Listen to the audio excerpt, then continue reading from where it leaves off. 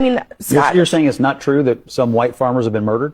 no, it's not true that there is a genocide against white Okay, farmers. whatever you call it, have white farmers been murdered? Actually, how many have violence been committed against white farmers? How many white farmers? Hold on a second. How many white farmers have been murdered in I don't South know. Africa? Several. I mean, they asked. No. How many? How many? I don't know. Several. I know why you don't know, because those numbers don't exist broken down by race. I mean, how many I know black, this. I wouldn't how trust many the South black African government farmers, to tell me. I know that. How many black farmers have been murdered in South Africa? Look, you guys are so triggered over 59 people. No, I'm not. After we left 20 million people in the country, I don't know why you're so triggered. Haven't even brought up the people, the white people that Trump picked out because they were white and told them they could come to the country. How much racial killing are you going to condone? There are 19,000 murders in South Africa. 36 were on farms. 7 of the farmers were victims. Okay, this is according to the South African police. And you think the South African government is a credible source? The other 29, hold on a second, the 29 victims who were included in the farm killings were farm employees who tend to be black. So the vast majority of people killed on farms in South Africa are black. Where is the concern about them? The concern is that there are white farmers who have had violence committed against them, and they're being threatened. They're being threatened every single day. There's 59 people, and you're triggered about 59 people, and I don't know why. I haven't mentioned anything about 59 people. Why are you only concerned about white people? I'm only.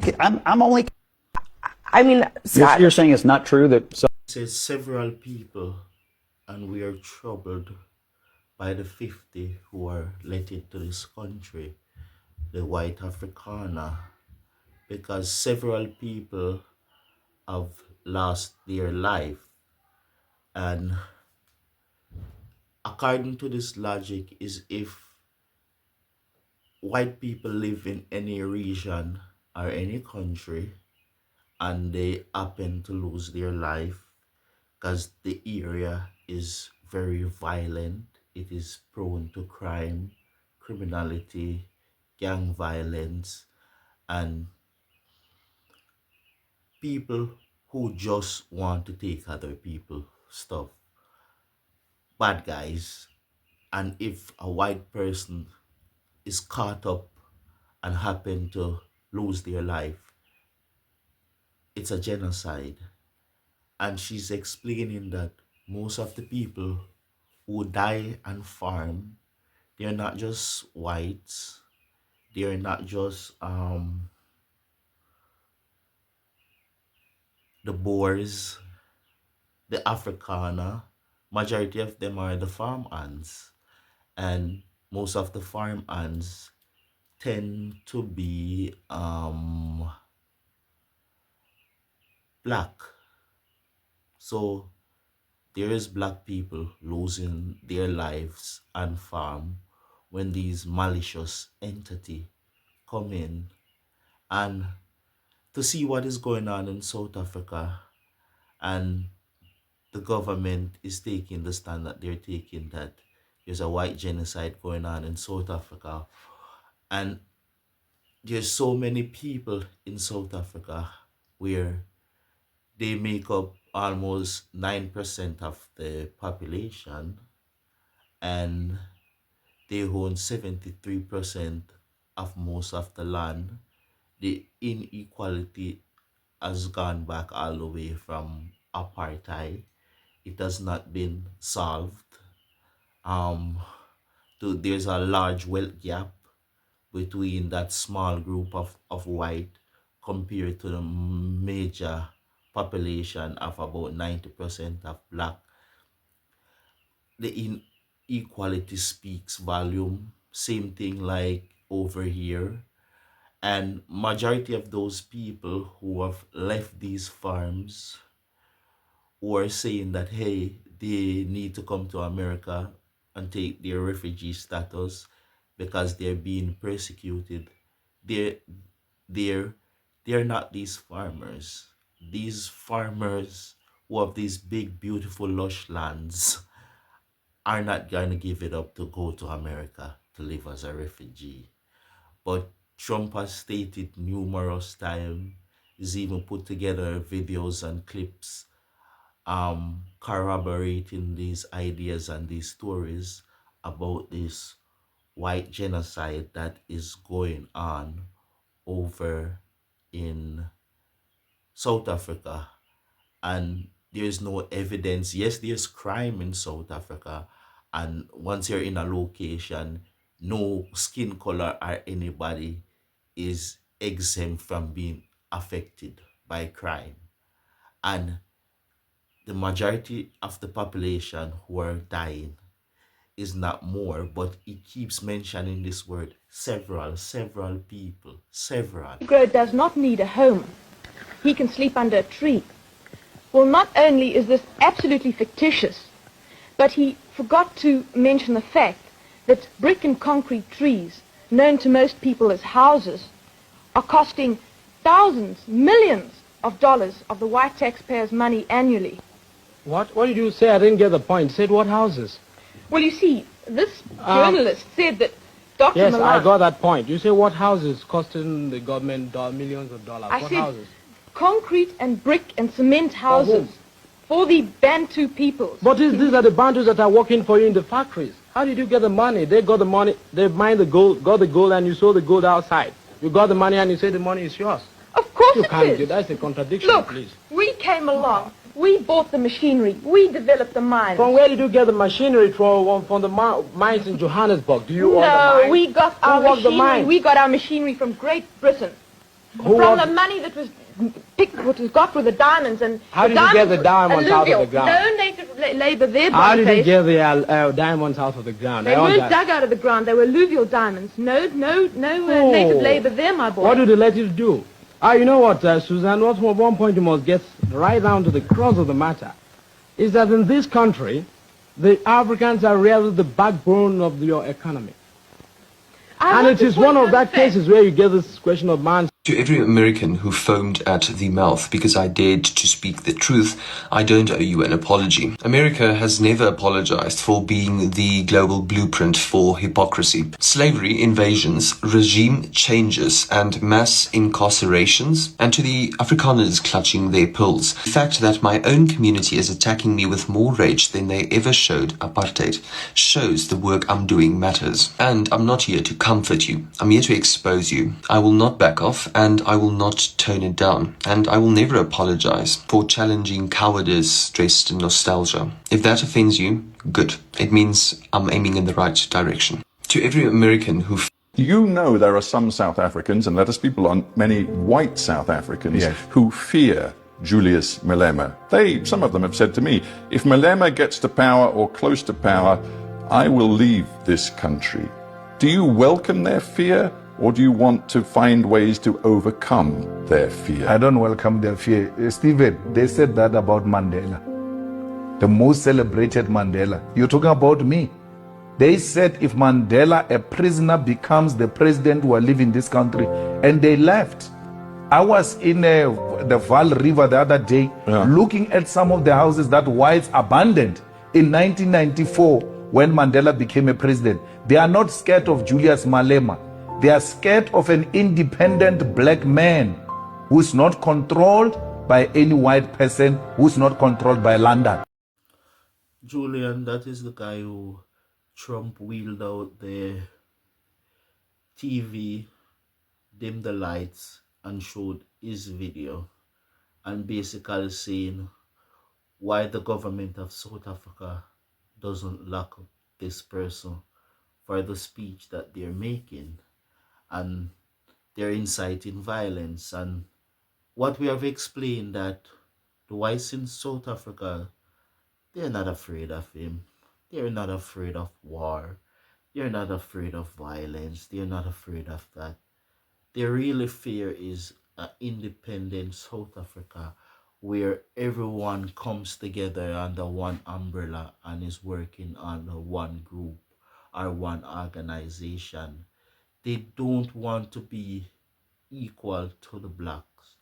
That is their biggest fear, is if black people and white people are equal and are of one mind, one organization to get South Africa from point A to point B. That is one of their biggest fear. It has nothing to do with the genocide that Trump is talking about, but these words that he says will echo through the internet and all through history. And people will remember, and most of what he's saying has no merit in facts. I don't know who's researching these things and give him. I don't want to say it's Elon Musk or any of the other people, but as the South African president said, that most of the people in his cabinet, they wouldn't be here with him right now. His agricultural minister is white. Whites still hold the highest status in South Africa, but it is not about the money, it is not about the wealth, it is about the freedom of black people and equality. They would rather flee, run left their house. It's funny that they are scared of ma what is his name? The guy we had in jail for so long, Mandela. That if Mandela is free and becomes the government, they run away, leave everything. And Mandela is a person, if you remember his history, they locked him up in jail for 25 years. And every time these occurrences happen between the blacks and the whites in America, in South Africa, we hear one general theme keep coming out of it, that this is long time ago and we need to forgive and forget. But I don't know why the black race needs to forgive and needs to forget, because even the Jews, what has happened to them, they never forget. They never forget, and forgetting history is some of the biggest problem, because you will be set to repeat it. If you don't study history, you will repeat it.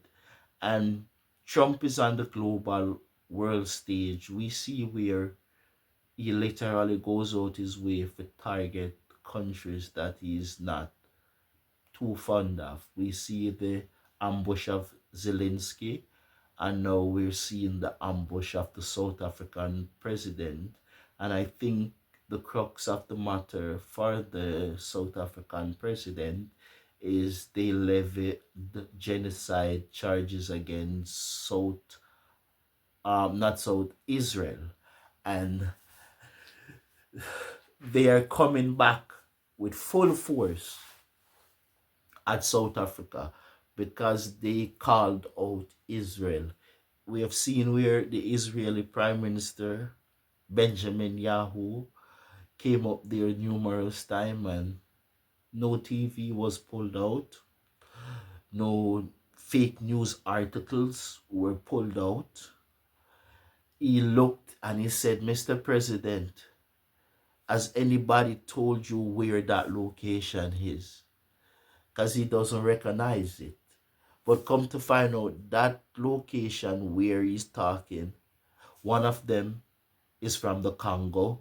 In the pictures, one of the pictures he's showing, and he says that all those crosses that are there, the white crosses, represent the loss of a white farmer.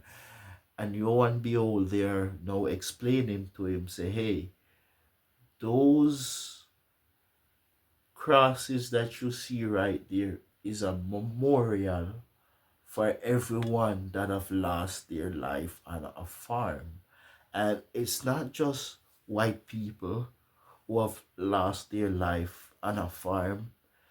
As the woman explained in the first video, most of them are farm hands.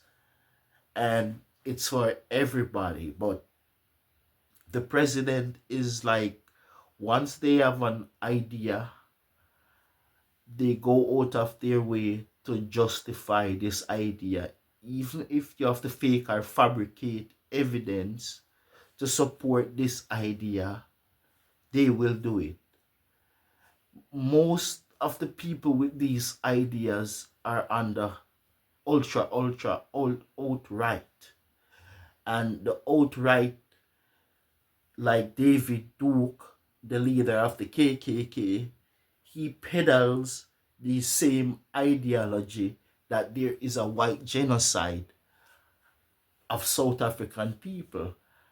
And it is so crazy to see a sitting president, word for word, spill the same lies that these ultra alt-right groups have. And I'm asking, does the president understand what is he saying? What is he saying on the global stage? Yes, I know the goal is to make South Africa looks bad, but every time you point a finger, four more is pointing at you. At this, we could take the same example where white people make up 85% of the population. So every time a brown person die or a black person die, half of this president's own logic, it's a genocide. The US is committing a genocide against black people if they're not doing it directly or indirectly. But no one would ever take that stance and say, hey, that is happening, because for it to get to that stage, there is multiple factors that counter this argument. And we're trying to explain, as what the South African president says, it would take Donald Trump to listen first before they can have a full argument and break down everything. And there is where they have the issue, because he refused to listen. It's like you're saying the same thing over and over, but the president is not listening. I don't know who are the people, the advisors, the Elon Musk, the other South African people who have the ears of the president. Because I heard people in South Africa are saying the whites are boasting that they have the ear of the president. And it sounded strange when they said it, but I think they do. The information that Donald Trump is saying that the Afrikaners are being persecuted, it is funny that only 50 of them took it up. And it is open to anyone, but those 50s are drifters. They have excluded any other group, any other race to apply for refugee status in the United States under the Trump government. But the only person who's allowed or have given or have gotten the chance is the whites from South Africa. All the blacks who had died in apartheid, nothing for them. All the blacks, even here in this country, no one is standing on business for them. But it's funny to see the lens that this sitting administration would go. And it's a very telltale of what is to come. I think most world leaders, if you don't have a plane to give him, if you're not on his good side, I think it would be a waste of time to do these oval meetings with him and the press. There's a G20 meeting that is coming up in South Africa soon, where other countries are invited, and I'm wondering if America or Donald Trump is not gonna show up to it because of their own personal reason, how they feel about what's going on in South Africa. It would be good or great if they go down there, but only person that would be good for is China. And I think also one of the issues they have with South Africa is that South Africa is one of the leading face with the new BRICS money. Yes. And that is also one of the reasons they're not also on the president's good side, because they cannot control them anymore with currency. The US dollar is sliding. And it is crazy that we don't have a plane to give Donald Trump. And he said it to him in the Oval Office, and Donald Trump replied, if you had it, I would take it. I would take it. If you had a plane jet to give him, I will take it. And I understand that they say the Air Force One has been around for 35 years and Boeing has been delaying the new one. That is why he's also taking the one from the Arab country have donated. And we see how they got treated. But I think coming up with countries who have to come to the US and all these meetings and talks with Donald Trump, if you know your country is not on the right side, you will be bullied. Basically, we will see the outcome like the Zelensky. You are not holding any of these cards. So guys, I'm about to get out of here. So like, share, and subscribe. I would love to see your comments down in the bottom. Let me know what y'all think about the genocide in South Africa that is going on of the white minority. And let me know what y'all think, and says, hey, it is true, there's merit to the argument. Oh no, that is just Trump fueling right-wing propaganda. So you guys just let me know. Like, share, and subscribe.